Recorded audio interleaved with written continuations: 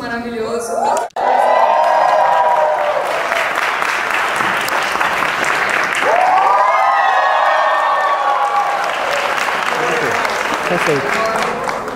Bom dia! Bom dia!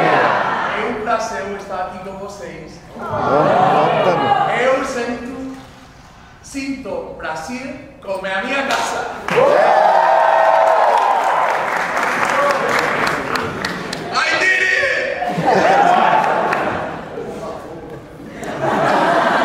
Good morning. Good morning. I am going to start with a good question. It's from Diário de Pernambuco, which is a local paper. Raise your hand. Yeah. There she is. We heard that you asked to come to Recife. How did you know that CCXP was going to be here, and why did you decide to come? Well, I did that video because I was pushing Netflix like, please, can you please bring me back to Brazil? And they were like, but we don't have anything to show. And I thought, like, if I do the video, I'm gonna give them pressure. They're gonna make up something. So today we're gonna introduce 3 scenes. And yeah, like last second they found something to show, so I could come in here after the video. And I wanted to come in here because this is, well, Recife also. I came here before for vacationing, and I really like the historic town of Recife. I went to Fernando de Noronha, and yes, when I left Fernando de Noronha, I thought, and I'm not saying this because I'm in Brazil, I mean it. This is a place where I really want to come back. And I tried, but I'm not going to be able because I'm going to Sao Paulo now, and we're going to keep doing the press for the 2nd season. But yes, I really like Brazil. I like Brazil. I feel very good in here. When you have to choose places where you have to go for press, this is always my first option. That's why, like, I was like pushing, like, please, Brazil. So yes, I'm here. I'm very happy to be here. The website Cosmo Nerd, there he is. How was it to participate in the largest gay parade in São Paulo? It was amazing. It's something that I'm not gonna forget, and let me explain you why. Lana Wachowski, which is very committed with LGBT, it's a genius in life, and a genius that writes about her passion. It's even better. So I'm sure that you guys have seen her speech in the human rights, the speech she delivered, which is full of comedy, honesty, tenderness, sweetness.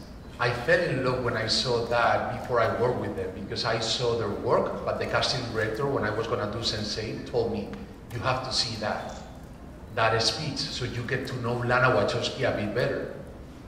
So I saw that speech, I fell in love with Lana before I met her. And this 2nd season, she gave me the opportunity. She wrote beautiful lines about Lito coming out of the closet. And she said, and you know what, Miguel? We're gonna go to the most important gay parade in the world, and we're gonna hide cameras, and you're gonna deliver that speech without the people knowing that it's gonna be you or Lito. So we're gonna use reality and we're gonna mix it with fiction. So I came here, I could feel already the warmth of the Brazilian audience, people, because we could see also that Sense8 was seen in here because of the people in the streets. And the day came. And I remember that I was practicing the lines, and I had kind of like a strategy, you know? Like, in this piece of the speech, I'm gonna be like that, I'm gonna act this way. But then, like, we were in the float, and all the people was there cheering, saying Lito Rodriguez, because they don't know my name, they know Lito's name, Lito Rodriguez. And I started to speak, and everybody remained silent. And then it was like Lana knew the future, because everything that she wrote is like people, Lito is gonna say this, and the audience is gonna scream. Lito is gonna say this, and the audience is gonna mumble things. but we're not gonna, and then he's gonna say this and everybody's gonna applaud and it's gonna cheer him up. That happened. I was there. Obviously, I forgot about my strategy because with that energy coming, it was impossible to keep it cool, you know, like I was trying to keep it cool, but I was like, wow, I'm gay, you know, and it was like, God, no, that wasn't supposed to be delivered like that, but it was too much what I was getting from the audience, so I'm never gonna forget that. I haven't seen the result yet. In fact, that is one of the things that I'm a bit scared of because I don't have control of my expression, because the audience changed my expression completely because they were giving me a lot and it was a lot of energy to handle. It was amazing. It was amazing to say those beautiful lines, also to stand for something that I believe and that I stand for, which is authenticity in every human being, in their nature. I always believe that in my family, there's members of the LGBT, and Lorca, which is the best writer that we had in Spain, was killed by the dictatorship because he was gay. And Lorca says something that I got the luck to study when I was young. Lorca says, when love, passion, desire gets into your guts, nobody can take it away from you. So the way I see it is, desire, love is a force of nature. So the same way you cannot judge the rain, the same way you cannot judge the sun, a tornado, a tsunami, or the current of the sea, you cannot battle against the current of the sea. And it is unjudgeable. So that's the way I see authenticity in every sexual impulse, in every human being. I think it's unjudgeable. And I stand for those rights, for my family, for Lorca, and for everybody, for my friends, for everybody that feels that I stand for their authenticity and I support that. So it was the perfect mix to honor my auntie and many people that I admire. So yeah, that was an incredible experience. I have another question from Poterando. Here he is. What can you tell the fans that are super anxious what to expect from season 2? Okay, I think one of the things that the audience is going to enjoy about season 2 is that from the very beginning, you're going to get to see the 8 characters working together. The storyline of every character goes deep, so you're also going to feel that you know better, you're going to get to know better every single character. And also, I think Lana established, we're going to get to see in the darkness, people that represent the darkness, like Whisper. We're going to get to see also some vulnerabilities. So we're going to get to see that they are not unbeatable, that they could be, and they are also human beings. So I think it's more like you're going to go deep into everybody's personality, and the action is going to be very fun because the 8 are working together, and it becomes fun, thrilling, comedic as well. It's very, you know, like sometimes it rolls with a bit of humor. And from Diego, site sem papas. Site sem papas. Papas. Yes. If you could choose any other character to play in any other Netflix series, which one would it be?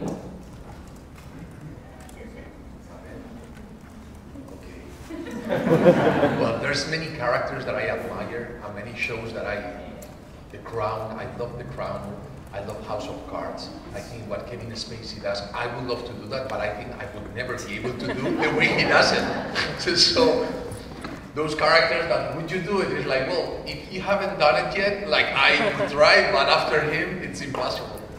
House of Cards, then, I like what Uso does in Orange is the New Black. But which one is the last one? I admire a lot the work of the guy playing Homer in the OA. That actor is, when I saw him for the first time in A Place Beyond the Pines, I thought that that actor is blessed, and I looked at his work with a lot of, attention. And then shows from Netflix that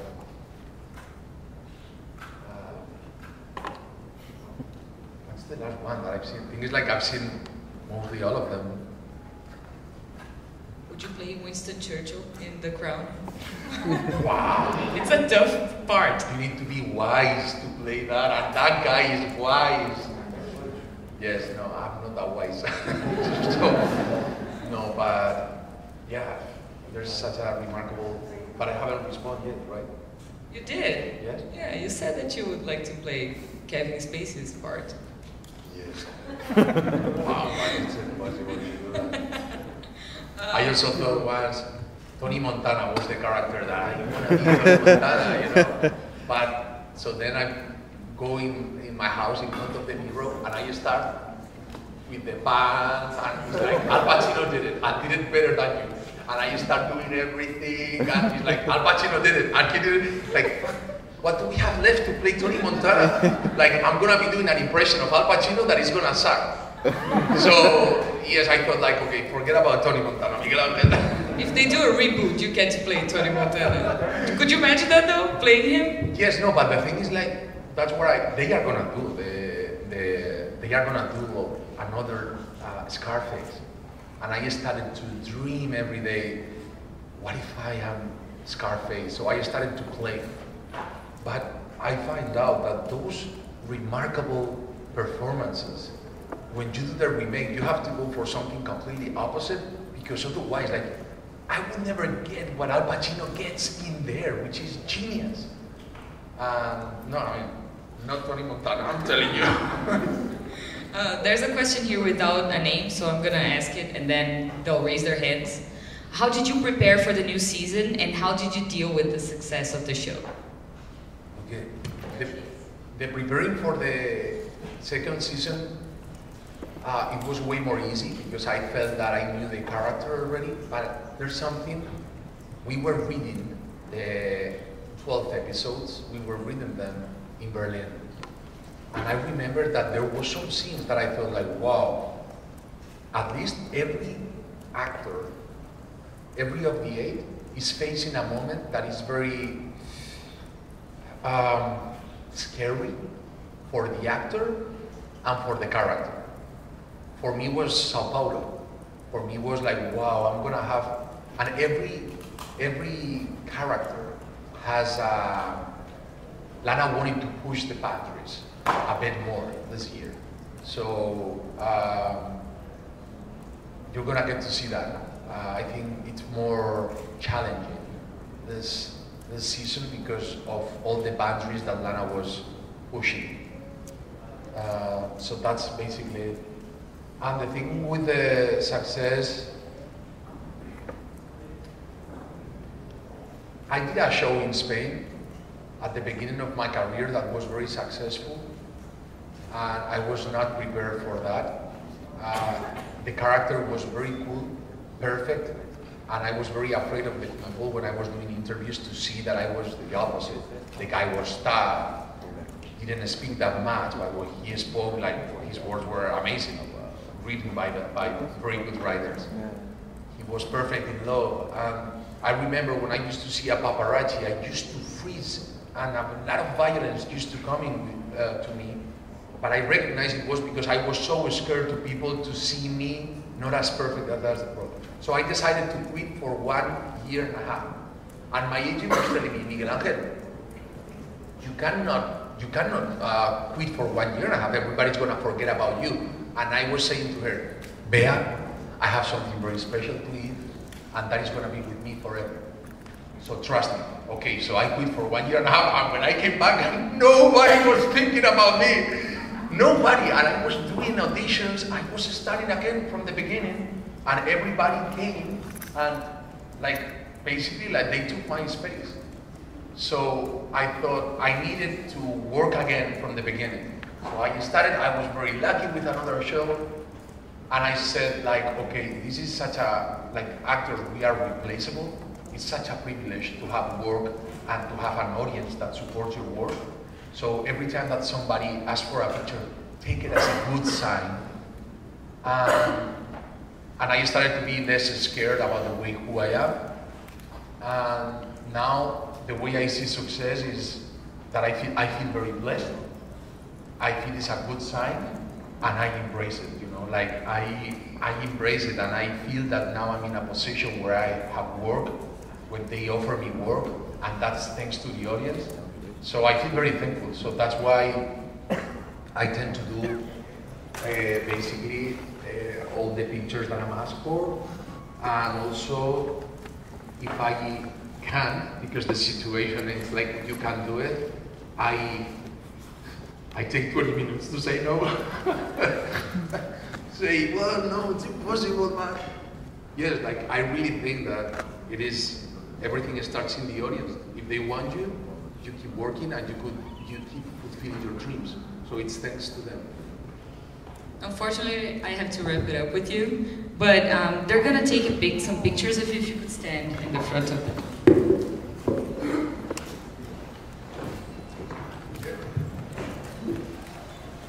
I love you! Thank you very much. So I'm gonna start here. Yeah. Yes, please!